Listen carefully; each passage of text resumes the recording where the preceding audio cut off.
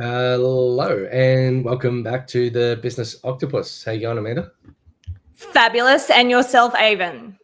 Not too bad now. It's been about 2 days and I'm back in Australia and I'm a lot less jet lagged than I was previously. So it hasn't taken long this time. I think it's worse going the other way. Yeah. True. Absolutely true. Absolutely true. So tell us, where have you been? Tell us your stories. Right. So about 4 weeks ago, I left for the US. I had to go via Sydney, then landed in Houston, then from Houston to Austin, and then I did a week in Austin, then I did a week in Dallas. While I took a 4-hour meeting in Pittsburgh, so that was one day. Then from that, I went to Vegas for the weekend with my business partner. Also ran a community meetup face to face in Dallas. Excuse me, and then went to. From there, went to Arizona, and then I met up with one of our community members, also a new sales hire that we had, and then over to Orlando, and then spent a couple of days there and caught up with another community member, as well as a podcast with a 8 or 9 figure entrepreneur. So yeah, amazing, busy. So you've been busy. A little bit, yes, yeah. Amazing. So, unfortunately, that has meant that it's been very difficult to run these. So thank you very much for doing your solo one last week. I really appreciate it. Of course. I know it's terrible you had to put up just with the Amanda show last week, but we are back. Avon's back in the country, and today we're talking all about his trip, the Entrepreneurs Expedition to the US. So, question for you. What was your biggest takeaway? Kick us off with that. Obviously, America is big. They have 14 times more population than we have in Australia. In fact, Texas alone has about equivalent population to Australia. Isn't that wild? Different states have different rules, and it makes it very complex. And like the taxation system, to the point where, depending on where you go, you have to let them know how many days you've been in each state, because that can have an impact on the taxes and earnings and salaries and all that sort of stuff. Interesting. I'll never complain about GST again. No, we have a very, very simple system. And, it's really frustrating. Like, the price is never the price. You go to the restaurant and they're like, oh, it's $10 or $5 for a coffee. And then, by the time you add on the local sales tax, then you add on the tip. And then don't forget, like, as if you're going from Australia, you've got the conversion rate on top of that. So it can be a very expensive trip. But I went to the US 10 years ago, and food and clothing was quite cheap. Fuel was cheap. Yes, there were some expensive things, but for the most part, the basics were really, really affordable. This time around, I think it's dollar for dollar. You want a coffee, it's $5. Like, once upon a time, it might have been like $1 or $2 for coffee, and it works out cheaper once you convert it. But now it's like same dollars, but in Australian money, it's 1.5 times more. Right. So my strategy of taking an empty suitcase so I can go wild on my shopping expeditions in the US is dead. Is that what you're saying? Well, let's think a little bit. Zoom out a little bit and think about comparatively in Australia now too. Like, in that time, Australian goods have become cheaper. So, you used to have everything was, $20 or $30 for a t-shirt or more. And now you've got Kmart, Target, like in the last probably 5 years, have now got, the fast fashion where it's a $5 shirt or a $6 shirt or something like that. So they've been able to have some level of scale because, the shipping has gone up, that competitiveness has increased. Whereas, and we're about the volume now, whereas before, the department stores used to charge large margins, and, they all did that. So that's why now Myer isn't keeping up, why Target is, kind of struggling, or David Jones, all of these department stores, because they can't charge those huge margins anymore, because people can just get it for $5. So gotcha. So So yes, and if I want to go and buy my Calvin Klein t-shirt, for example, or my Tommy, Yeah. I'm Yeah. paying more than I used to in the US. Is that what you're telling me? Well, it depends. If you're going to get it new, yes. Like, Okay. you could spend $1,000 on a t-shirt at Louis Vuitton. But you can also go into some of these department outlets. There's a shop called Ross, and it's got Okay. it kind of feels like an op shop. You go in there, but then you've Yeah. got, last time I bought a Calvin Klein jacket, like a suit jacket, and Nice. great, super comfortable. I think I paid about $50 for it. You buy that thing new, Well you done. probably paid $500 for it. Yeah, or more. There you go. Hot So- tips from Avon. Get your fashion while you're on your entrepreneur's expedition. Well, the other thing is it could be like out of season or out of date, but like 100%. that's in the US season. Australia's a little bit behind all that anyway. So by the time we get it, you're just We're still cool. We're still cool. Yeah, particularly if we're wearing something like our Around the Twist t-shirt. Oh, absolutely. Check that out. Old school. Except our American friends would have no idea what that was, and that's okay. No. But I did see quite a few bluey things out there. So like you've got there was little kids had this bluey suitcase, and another one had like a little like bingo toy. And part of me wanted to go up and say, hey, that's where I'm from. Yeah. Well, that's weird going up to other people's kids, so I didn't do that. A little bit, and that's okay. Yeah. That's okay. But yeah, we're Brisbane proud. Good stuff. Yes, Go team. But the other thing is, because there's so many people there and there's so much internal opportunity, why would they come here? Why would they talk to an Australian? It's almost as though there's no point unless you've got something very wildly successful. In fact, I did meet one person, an Australian, who is killing it over there because she's got 4-wheel drive caravans that she's exporting from Australia to the US.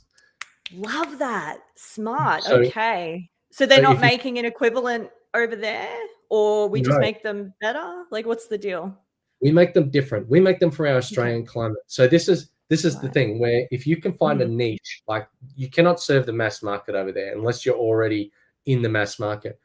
If you could find a niche and then really hammer down on that, then you'll be fine. So like if you go to America, most cars are quite big, they're quite like sort of over the top. So like they've got the RVs and the Winnebagos, which are meant for the road. It's kind of like a truck, but it's just like this 5-star hotel on wheels. So that's a market, and it's a big market. Great, no worries. But there is a finer market of people who want to go off-road, who want to, be going down a valley like this and then up a ravine like that and then have the caravan on the back. You can't do that with the Winnebago. You can't do it with the the big like truck kind of bus conversion. So, and the way that it's towed as well. So you've got this like ball and socket joint for most sort of trailers. Right. So you need the tow ball, and then there's a thing it clips on the top, and then it gets dragged along. But for 4-wheel drives, you need a 2 circle links. So one is a circle like that, the other one comes in and clips in like that, and then it can go up on this sort of angle and down on that sort of angle and left and right. And still good. Yeah. So there is a market for people that want that sort of thing, but for the most part, no. And no, they don't produce them in the US. We do it here. Amazing. Because we have a lot of 4-wheel drive enthusiasts that do that on the weekends, that go into crazy places, and the wheels are bigger. Well done. Yeah, that's impressive. Wow. So she's calling it over there. Amazing. And what do they pay for them over there? Like, I'm just thinking, by the time she's exported it across and like conversion, like it would be. Well, the thing is, it's not necessarily about like cost comparison. I mean, eventually maybe she could take up manufacture over there, but in the first instance, we have a cost arbitrage because our dollar is less. They have the ability to do scale. So maybe version 1 is she builds the thing in Australia, sells a couple hundred, then gets up enough money and maybe gets deployment capital, because people over there will invest. They'll find the thing that looks cool and they'll they'll sort of celebrate it, and everybody loves entrepreneurs. Whereas here, all we are is risk averse. So we're scared to do things. Over there, they're like, let's have a go. Let's see what happens, because the upside could be significant.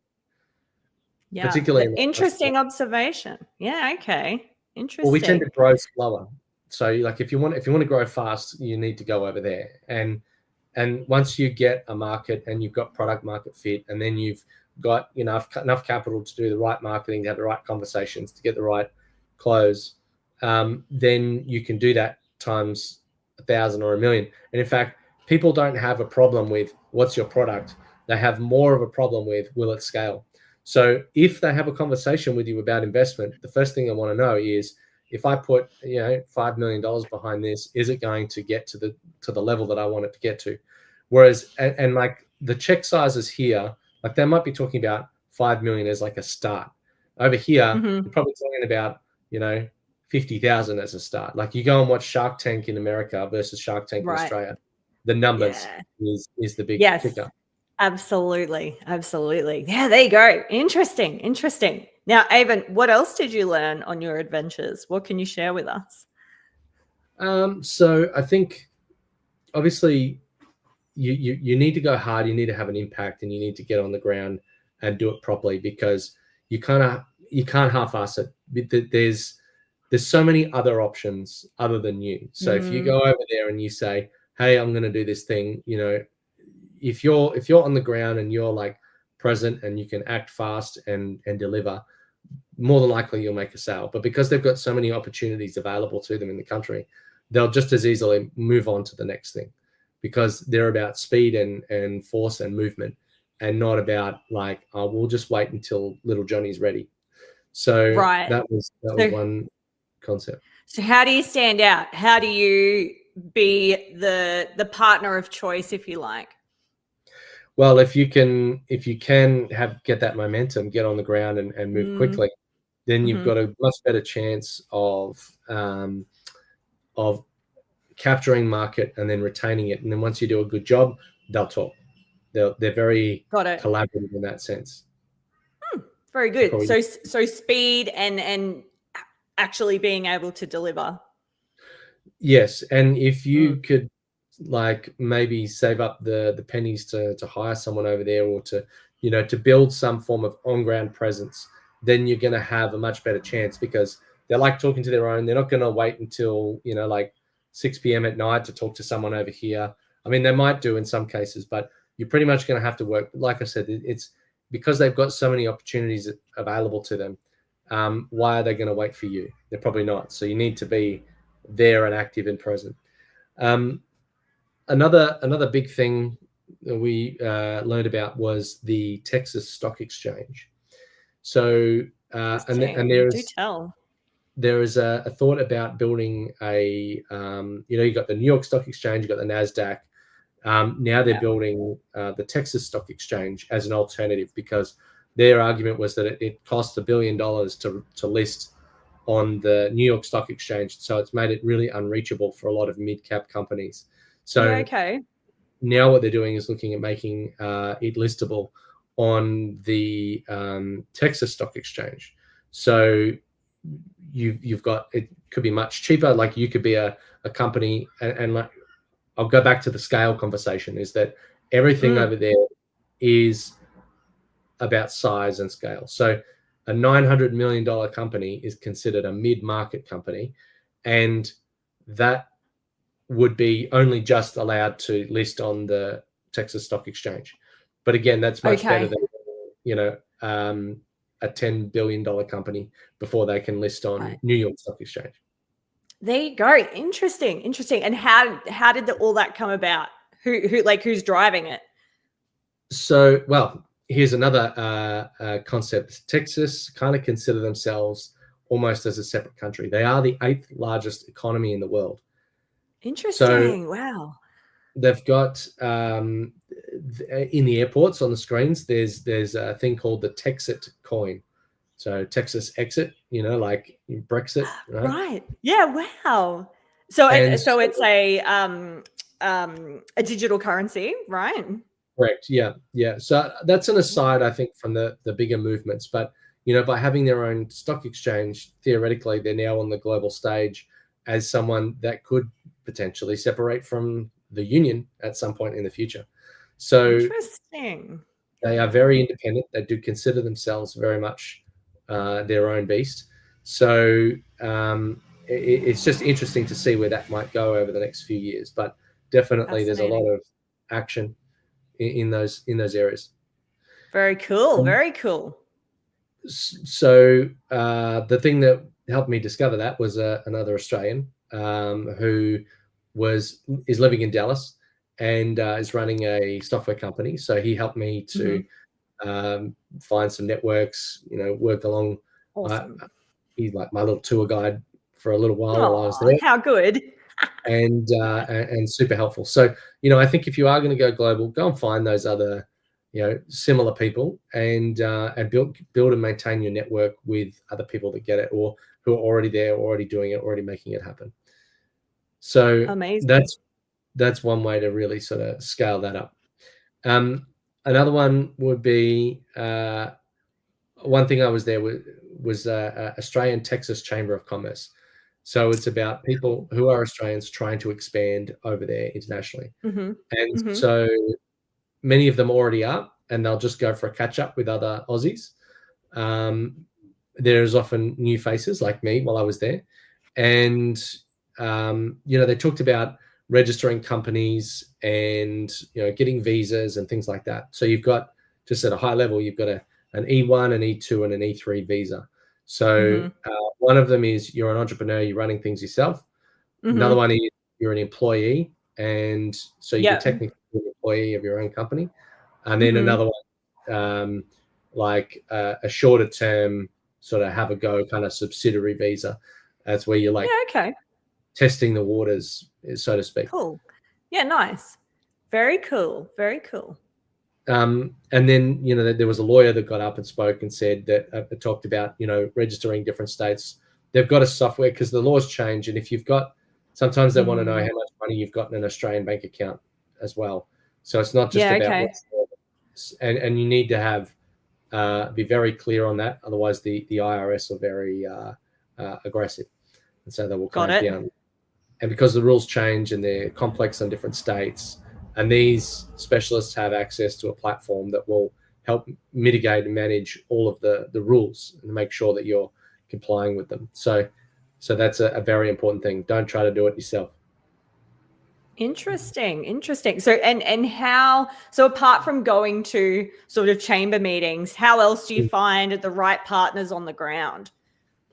There was when I was in Austin, I went to a startup hub, and cool. There was like a co-working kind of vibe, or yes, cool. Exactly.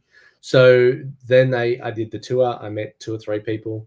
Then I found out there was another event that evening, and there's so many events on everywhere. So you can just look for all of the events and just hit the ground running. I was an event almost every night. So this one, was called Tech and Tequila, and then there was a guy who was talking about where AI is headed, and then I ended up doing a podcast with him, and then I ended up going out on the town with a couple of people who were at that event, and then that led on to some other conversations and some other introductions. It just flows. So just pull the threads, right? Just yeah, love it. That's it. Got to be there. Got to be on the ground. 100%. And then afterwards, you have to exploit those connections. And I guess that's a military term of make the most of what information you have. So in civilian terms, nurturing. Nurture those leads, people. So like it was a little bit hard to get onto some of these people. But the other thing too is maybe I had such a good time because I spent so much time building the well before I need the water. So I built those relationships online before I got there. And then I had a series of meetings that then flowed into other meetings. But if I just turned up and kind of hoped to meet someone, I wouldn't know where to start, wouldn't know who to talk 100%. To. I wouldn't know about the events that are on. So building those connections before you get there is important. And a lot of times they're busy, right? Because there's so many people to meet. Quite often you need about a month or two sometimes to get on their calendar. And we have one of the people who I met Michelle. online Thank you, Michelle. while I was there. And Michelle is also a legend, by the way. Yes, absolutely. No, it was really great speaking. Yeah, she's one of our associates in the US. So, hey, Michelle. I'm catching up with her next week. Yes, yeah. Nice. Well, I think I need to do a couple of introductions for her. So I've only been on ground for about 12 working hours. So I need to get onto my backlog of tasks of following up and emailing and doing the exploitation or nurturing, let's say. So on that note, Avon, so you've said, okay, so build the well before you need the water, boots on ground. So what will you do now? How will you exploit/nurture all of those connections?